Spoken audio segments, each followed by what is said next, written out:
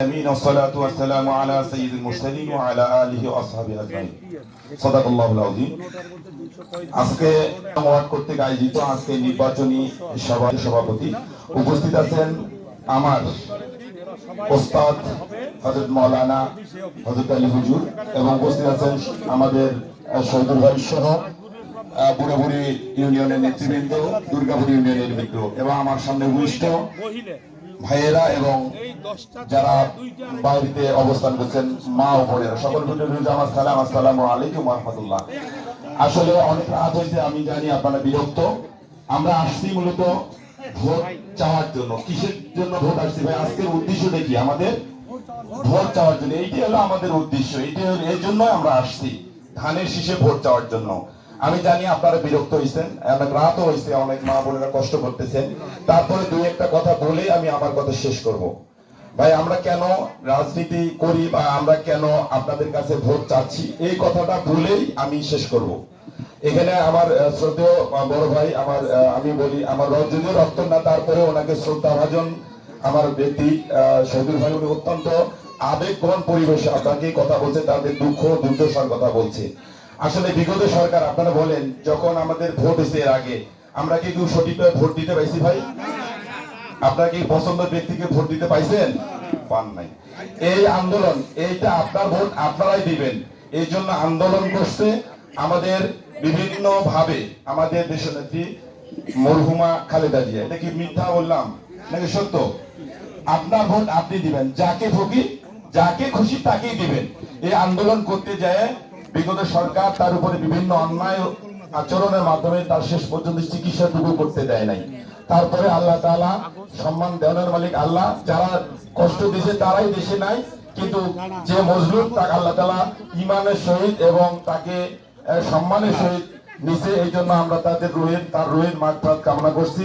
তারই সন্তান অলরেডি দেশের আগামীতে ইলেকশন, যে আমাদের যে 12 তারিখের ইলেকশন, এই ইলেকশনে জনাব তারেক রহমান আপনাদের ইতিমধ্যে ঘোষণা হয়েছে, যদি আল্লাহর রহমতে আপনাদের দোয়ায় যদি আপনারা ধানের শীষে ভোট দেন, আর যদি বিএনপি গভর্নমেন্ট ক্ষমতায় আসে, আল্লাহর রহমতে আমরা দেশের জন্য, দেশের মানুষের জন্য, দেশের সমাজের জন্য কিছু করতে চাই।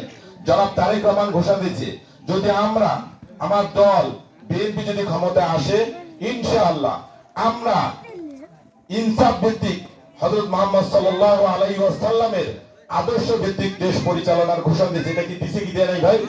দিছে তো, এটা কি মিথ্যা বললাম? এবং উনি আরো ঘোষণা দিয়েছে, যদি আগামীতে আপনারা আপনাদের ভোটটা ধানের শীষে দিয়ে যদি আমরা সরকার গঠন করতে পারি, উনি ঘোষণা দিয়েছে যে আমরা মায়েদের জন্য, যে মারা কষ্ট করে সমাজের মধ্যে, তার পরিবারের মধ্যে কষ্ট করে, তার জন্য আমরা ফ্যামিলি কার্ডের ব্যবস্থা করব। ফ্যামিলি কার্ডের মাধ্যমে কি হবে? ফ্যামিলি কার্ডের মাধ্যমে একটা মা 2 থেকে 2,500 টাকা যদি আমরা সাপোর্ট দেই, তাহলে ওই ফ্যামিলি থেকে, যদি আমার ভাইয়েরা বাইরে কাজ করে, অনেকে ওই সময় বাড়িতে থাকে না, অনেক সময় কাজের কারণে বিভিন্ন সমস্যার কারণে বাড়িতে থাকে না, সেই জন্য আমাদের মায়েদেরকে যদি আমরা 2 থেকে 2,500 টাকা সাপোর্ট দেই, তাহলে ওই মাটা করবে কি, হঠাৎ করে কোনো বাচ্চা অসুস্থ হলো বা বাচ্চার লেখাপড়ার সাপোর্ট বা তার তাৎক্ষণিক কোনো সমস্যার জন্য যদি হয়, তাহলে তার জন্য এটা সাপোর্ট হবে। এই জন্য যারা তারেক রহমান চিন্তা করছে যে তার মায়ের মতো, তার মা এই দেশের জন্য, এই জনগণের জন্য যা করছে, তার জীবন উৎসর্গ করছে একমাত্র এই দেশের মানুষের ভালো কাজ করার জন্য। তারই সন্তান তারেক রহমান এটা চিন্তা করে মাদের উপকার করার জন্য, মাদেরকে আগায় নিয়ে আসার জন্য ইনি এটা ঘোষণা দিছে। সেজন্য আরো ঘোষণা দিচ্ছে যে আমাদের কৃষক যারা কৃষিজীবী, তাদেরকে আমরা কৃষক কার্ড দেব, যে কার্ডের মাধ্যমে কৃষকরা সাপোর্ট পাবে, কৃষিকাজের সাপোর্ট পাবে। যদি সাপোর্ট পায়, তাহলে কৃষিকাজের উদ্বুদ্ধ হয়ে তাহলে তাদের জন্য ভালো কিছু হবে। সেই জন্য আপনাদেরকে বিনীত অনুরোধ করব যে আগামীতে আমাদের ত্রয়োদশ যে ইলেকশন আসছে, এটা অত্যন্ত গুরুত্বপূর্ণ ইলেকশন। আপনার ভোট আপনি দিবেন, যাকে খুশি তাকে দিবেন, কিন্তু আমাদের চাওয়া হলো আপনার ধানের শীষে ভোট কেন দিবেন? আমাদের প্রিয় নেতা জনাব তাকবীরুল ইসলাম আপনাদের এই মাঝে দীর্ঘ 24 থেকে 25 বছর এমন কোন জায়গা নাই তা সে যায় নাই। এখানে বিভিন্ন আপনার কল্যাণমূলক যেগুলো কাজ, আপনার সমাজসেবামূলক কাজ বলেন, আপনার শিক্ষার কথা বলেন, আপনার চিকিৎসার কথা বলেন, সব কিছু ক্ষেত্রেই তার অবদান আছে। তার পরিবার আজকে দীর্ঘ 70 বছর ধরে এই উলিপুরের মানুষের জন্য অনেক কাজ করছে। এটা বাস্তব চলচ্চিত্র। কিন্তু যারা আজকে ক্ষমতার মানে ইসলামের দোহাই দিয়ে যারা আজকে ভোট চাচ্ছে, বলেন তো ভাই আপনারা, এই যে আল্লাহ কয়জন? আমরা ইবাদত কার? আল্লাহ। রোজা করি আল্লাহ, নামাজ পড়ি আল্লাহর জন্য, আল্লাহকে রাজি খুশি করার জন্য। এটা কি না? ইসলাম তো হযরত মুহাম্মদ সাল্লাল্লাহু আলাইহি ওয়াসাল্লাম পরিপূর্ণ ইসলামের ঘোষণা দিয়ে গেছে। আমাদের নামাজ পড়তে কোনো বাধা আছে ভাই? রোজা করতে কোনো বাধা আছে? কোনো বাধা নাই। এখানে আমি অত্যন্ত আবেগঘন ভাবে বলতেছি মা ও বোনদের উদ্দেশ্যে, যারা আজকে ইসলামের কথা বলে যে মহিলারা যদি কয়েকটি কাজ যদি ভালোভাবে করে, যে নামাজ, রোজা, হজ, যাকাত, স্বামীর খেদমত, এবং সে যদি তার ইজ্জতের আব্রুর সঠিকভাবে পালন করে, আল্লাহ তাআলা তাদেরকে বিনা হিসেবে জান্নাত দিয়ে দিবে। কি ভাই, কি এটা মিথ্যা বললাম নাকি? এখানে হুজুর আছে, এখানে হুজুর আছে, উনি যে কাজগুলো, এর জন্য ভোট দিয়ে জান্নাতে যাওয়া হবে এমন কোনো কোথাও আমার মনে হয় জানা নাই। আমার কোন হুজুর কোন হাদিসে আছে যে ভোট দিলে জান্নাত যাওয়া যাবে?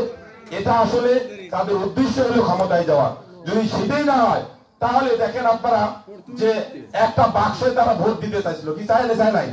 চরমনাই সহ সমস্ত ইসলামিক দলগুলো এক হয়ে যদি তাদের উদ্দেশ্যই একটাই হয় যে আমরা ইসলাম রাষ্ট্র কায়েম করব, তাদের মধ্যে তাহলে একটা ভাই যদি 5টা কমে কি আর বেশি কি, সিট কমে কি আর বেশি কি, আমরা চাই কোরআনী রাষ্ট্র। তাহলে আসলে এই যে ভাগাভাগির কারণে ওদের কিন্তু আপনাদের কি বাক্স কয়টা হয়েছে ভাই? দুইটা হয়েছে। তাদের উদ্দেশ্য কি? আসলে তাদের উদ্দেশ্য কিন্তু ইসলামী রাষ্ট্র কায়েম করা নয়। যদি ইসলামী রাষ্ট্র কায়েম করে, তাহলে তারা ঘোষণা দিয়েছে, এর আগে আমার মির্জা ফখরুল ইসলাম বলছে, এই দেশের মধ্যে আমরা বহুদলীয় গণতান্ত্রিক রাষ্ট্র প্রতিষ্ঠিত করতে চাই, সবার অধিকার সমান থাকবে। যে হিন্দু তাদের হিন্দুর কি উৎসব পালন করবে বা তাদের ধর্মীয় অনুষ্ঠান পালন করবে, যে মুসলমান তাদের ধর্মীয়তে যারা তারা পালন করবে, সবাই মিলে আমরা আমাদের নিজ অবস্থানে গণতান্ত্রিক প্রক্রিয়া আমরা বাঁচতে চাই। তখন তার সম্পর্কে বিভিন্ন ধরনের কটূক্তি বলা হয়েছে, যে এরা কাফের হয়ে গেছে, এরা ইসলামী রাষ্ট্র চায় না, এরা শরীয় ভিত্তিক রাষ্ট্র চায় নাকি? এটা মিথ্যা বললাম নাকি? হ্যাঁ, এটা মিথ্যা বললাম। এখন তারা কি বলতেছে যে আমরা শরীয় ভিত্তিক রাষ্ট্র চালাবো না, কারণ প্রচলিত আইনেই চালাবো। তাহলে আসলে ভাই তাদের কি উদ্দেশ্য ইসলাম কায়েম করা? ইসলামে কায়েম, তাদের উদ্দেশ্য হলো তারা ক্ষমতায় যাওয়া। কিন্তু আমি আপনাদের কাছে বিনীত অনুরোধ করবো, রাত হয়েছে, কথা বলতে গেলে অনেক বলতে হয়, আমি আপনাদের কাছে বিনীত অনুরোধ করব যে যে সরকার আসে, আমরা উলিপুরের মানুষ তাকে সেই সরকারের এমপি আমরা বানাই না। এখানে সঞ্জয় ভাই বললো, যদি আজকে আমাদের আওয়ামী লীগ কি ভাই আছে দেশে? আওয়ামী লীগের কোন ইলেকশন আছে? এক চালাইছে আওয়ামী লীগ, এক চালাইছে কি বিএনপি, কিন্তু এখন কি আওয়ামী লীগ আছে? তাহলে আগামীতে কে যাবে ভাই ক্ষমতায়? বলেন তো, আপনাদের মন দিয়ে বলেন, আগামীতে যাওয়ার ক্ষমতায় যাওয়ার সম্ভাবনা কার? বিএনপি। আপনারা জানেন, যদি আপনারাই বলেন, যদি বিএনপি গভর্নমেন্ট ক্ষমতা যায়, আর যদি আপনারা যদি এই এমপি সরকারি দলীয় এমপি হয়, আর আমাদের যে প্রার্থীর যোগ্যতা, তার যে অবস্থান, তাহলে ইনশাআল্লাহ আপনারা যদি এমপি নির্বাচিত করেন, উনি মন্ত্রী হবে। ভাই একজন মন্ত্রীর কত যে ক্ষমতা, এটা আপনারা জানেন। পার্শ্ববর্তী আপনার একবার ধনুমন্ত্রী উপমন্ত্রী ছিল লালমনিরহাটকে একদম কি আলোকিত লালমনি বানাইছে। কি বানাই ভাই?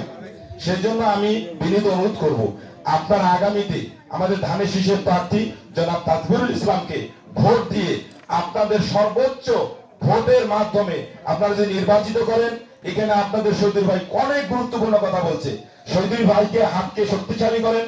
আপনাদের যত ধরনের কাজ এবং যত ধরনের সমস্যার যদি সমাধান না করে, তাহলে আমরা আপনাদের কাছে আর কখনো ভোট চাইতে আসবো না।